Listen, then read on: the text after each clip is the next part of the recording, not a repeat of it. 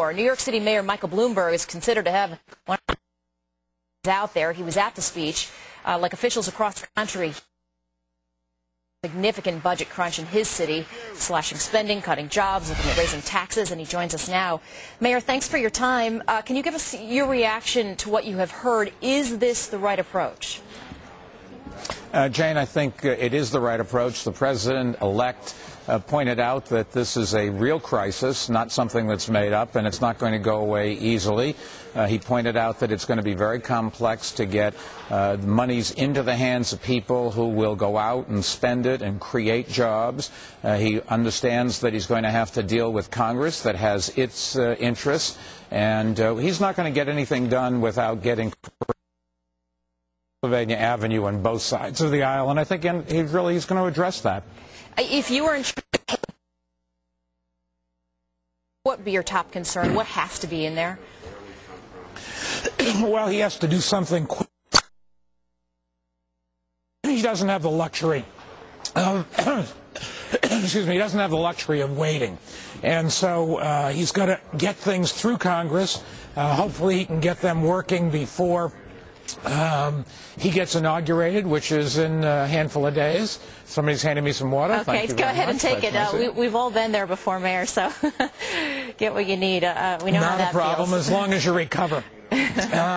But he has an urgency to try to do things correctly. The public wants accountability, and at the same time, there's an urgency to do things quickly.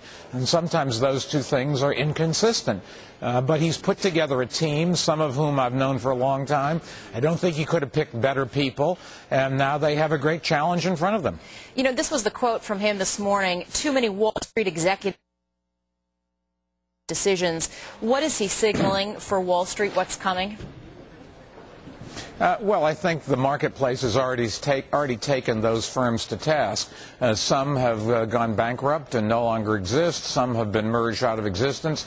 Some have downsized tremendously. The marketplace is very unforgiving, and there's no question that they made a lot of bets with risks they didn't understand, and what happened is something that nobody had anticipated. All of the downside came together, and they've paid the price. Keep in mind that we all urged them on. We all wanted to make sure that everybody could get a mortgage, whether they could pay it back or not. We wanted to make sure that we built every building that we possibly could and made every investment. We were happy that our 401ks and pension funds were increasing in value. And now we've got to face a very different world. We're not going to have that situation again for a very long time. 1 year, 2 years, 3 years, nobody really knows. What we've got to do is get back to the basics. And this country's walked away from the basics. We haven't been investing in infrastructure, which we should. If you go back and take a look, Jefferson focused on the canals, and Lincoln on the railroads, and Roosevelt on municipal buildings and airports, and Eisenhower on a national highway system. That gave us the infrastructure we needed for the next few decades each time to expand and to include people and to make sure there was job creation. We've got to do that. But at the same time, some of those projects take an awful long time to do, and the president-elect's got to find some ways to get people who are getting laid off today jobs, and they're not people who can go to work in construction. They're people who have other sets of skills. It's going to be a very difficult balancing act for the president-elect, but I think it's time for a change, and he's coming here, and everybody's going to pull together behind him.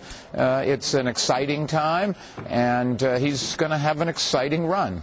Michael Bloomberg is the mayor of New York City. Mayor, thank you for your time.